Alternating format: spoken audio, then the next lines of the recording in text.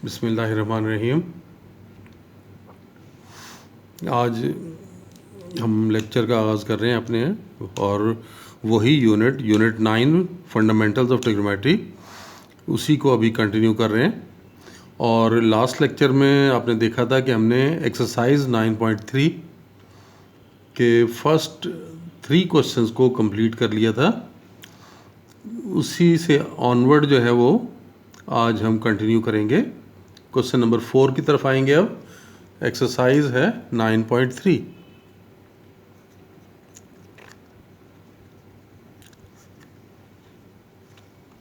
Question number 4 में आपको ये कहा गया है कि if tangent square of 45 degree minus cos square of 60 degree equals to x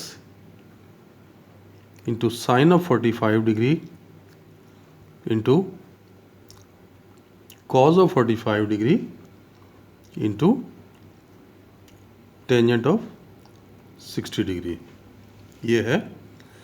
अब आप इसको देखें कि इसमें आपको x की वैल्यू फाइंड करने के लिए कहा गया। ये x है जिसे हमने फाइंड करना है। लास्ट लेक्चर में कर चुके थे, मैंने एक टेबल आपको बनवाया था और जो नोन एंगल्स हैं उनके ट्रिग्नोमेट्रिक फंक्शंस की वैल्यूज़ हमने देखी थी क्या होती हैं। तो वैल्यूज़ हम यहाँ प्लेस कर रहे हैं।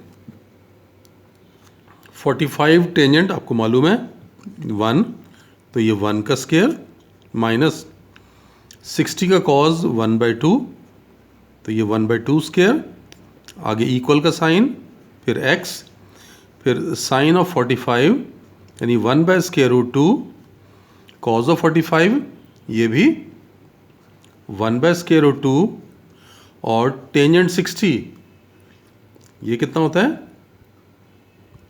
√3। सिंप्लीफाई करें। अब देखें कि सिंप्लीफाई करने पे हमारे पास क्या बनेगा। 1 - 1/4, 1 - 1/4 इक्वल्स टू x, ये 1/2 स्क्वायर रूट 1/2 ये मल्टीप्लाई होंगे तो 1/2 आ गया, इंटू √3। आप एलसीएम लें इसका तो 4 - 1/3, और ये वाली वैल्यूज़ आप इधर शिफ्ट करें क्योंकि हमें x की वैल्यू फाइंड करना है। तो 2 को भी रिमूव करना होगा, √3 को भी, तो 2 डिवाइड हो रहा है, उधर जाके मल्टीप्लाई हो गया, और √3 मल्टीप्लाई हो रहा है, डिवाइड हो गया, और इधर पर आपके पास क्या रह गया, सिर्फ x रह गया। तो ये 4 था, एलसीएम लिया हमने, तो ये आपके पास 3/4 इंटू 2/√3 इक्वल्स टू x। इसमें से आप देखें, इस 3 को तो हम ऐसे लिख सकते हैं √3 मल्टीप्लाई बाय √3, ये 2 और 4 तो कैंसिल कर लें, और नीचे आपके पास क्या आ गया, ये 2 और साथ में √3। अब एक √3 तो आप कैंसिल कर लें, तो देख सकते हैं आप कि आपके पास x की वैल्यू बन गई √3 डिवाइडेड बाय 2। तो इस तरह से वही उन्हीं ट्रिग्नोमेट्रिक फंक्शंस की वैल्यूज़ अप्लाई करके हमने इस क्वेश्चन में x की वैल्यू फाइंड की है।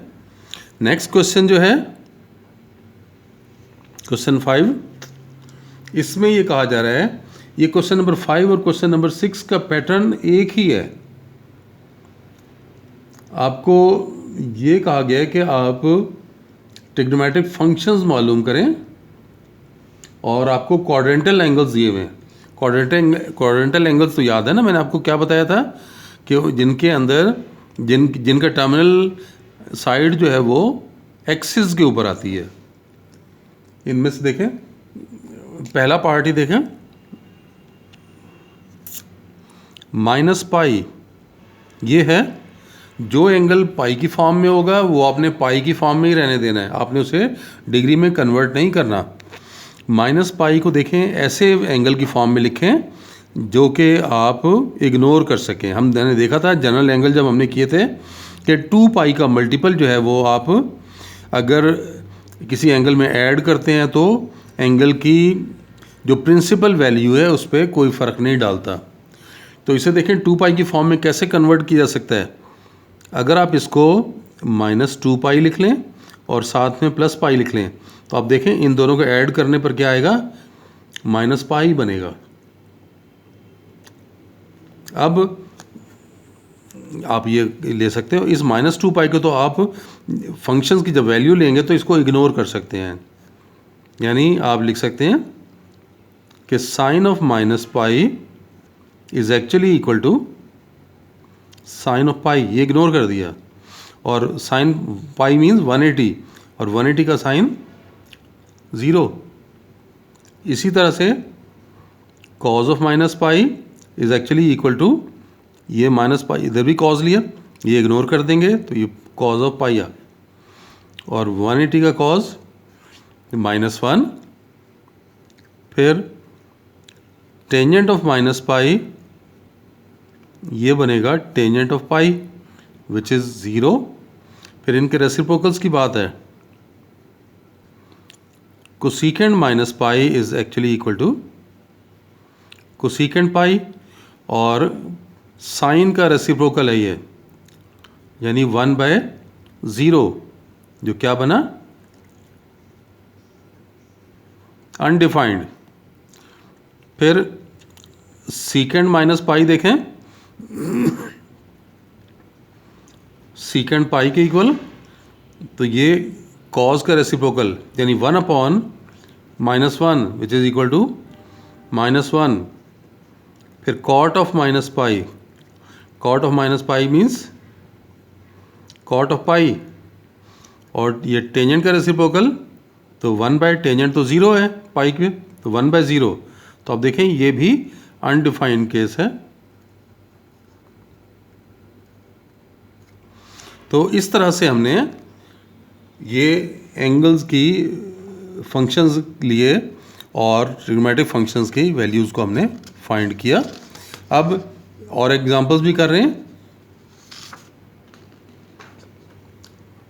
इसमें आप देखें, फ़र्ज़ करें ये हम ले लेते हैं 4th पार्ट -9π/2।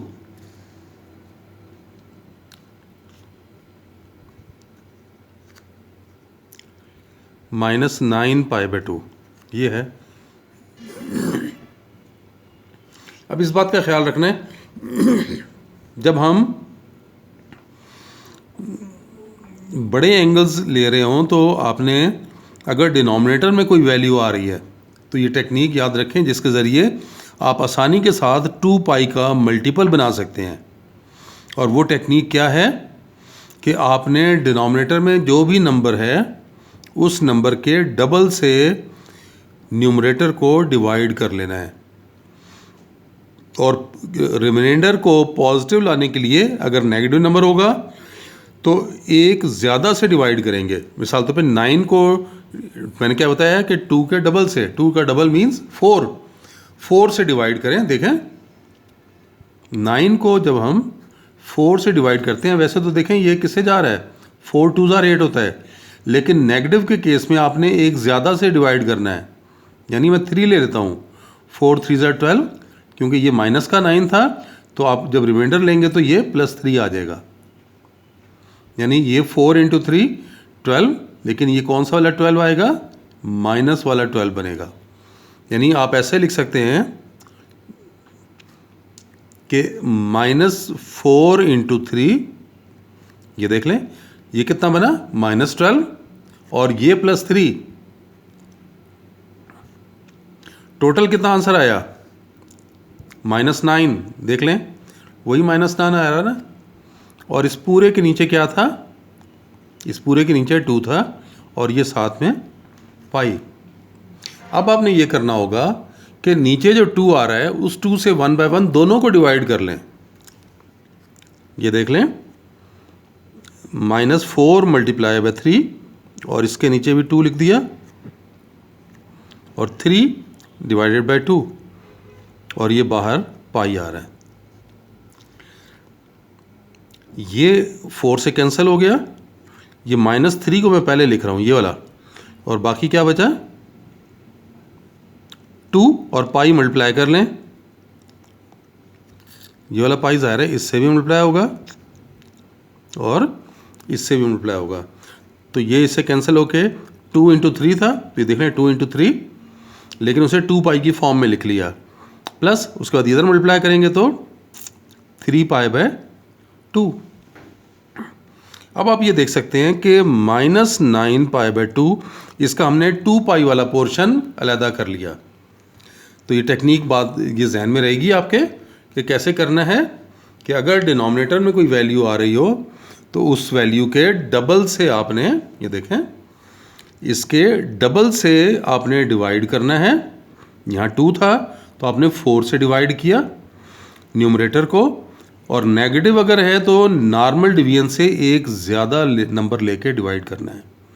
वैसे तो 4 2 ज़ार 8 होना था, लेकिन आपने 4 2 ज़ार 8 नहीं किया, 4 3 ज़ार 12 किया, ताकि रिमाइंडर आपके पास पॉजिटिव आ सके।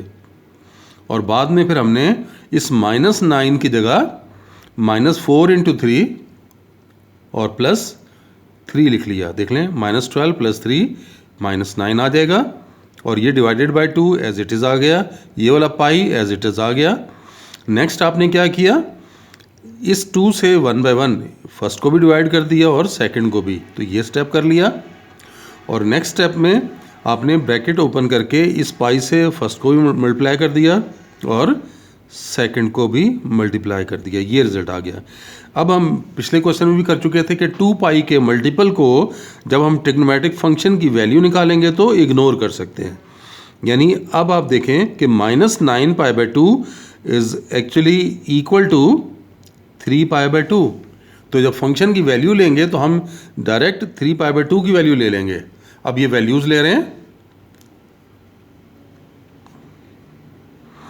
Sign of -9 pi by 2 is actually sine of 3 pi by 2, और साइन 3 पाई 2 अगर आप देखें, मैंने आपको पहले बताया था कि इसे कन्वर्ट नहीं करना, लेकिन अगर आपने डिग्री में वैल्यूज़ याद की हुई हैं तो ये देख लें, 3 pi by 2 means 3 multiply by 180 divided by 2, तो ये कैंसिल करें तो 3 9 ज़ार 27, तो 270 का एंगल है ये। तो 270 की वैल्यूज़ लगानी है आपने, साइन 270 -1, फिर आप कॉज ले लो, cos of -9 pi by 2, this is cos 3 pi by 2 which is 0। फिर आप टेंजेंट ले लें, tangent -9 pi by 2 which is equal to tangent 3 pi by 2, and tangent 3 pi by 2 is undefined. याद है कुछ? ये हमने टेबल में ये बात की थी कि ये अनडिफाइंड होता है।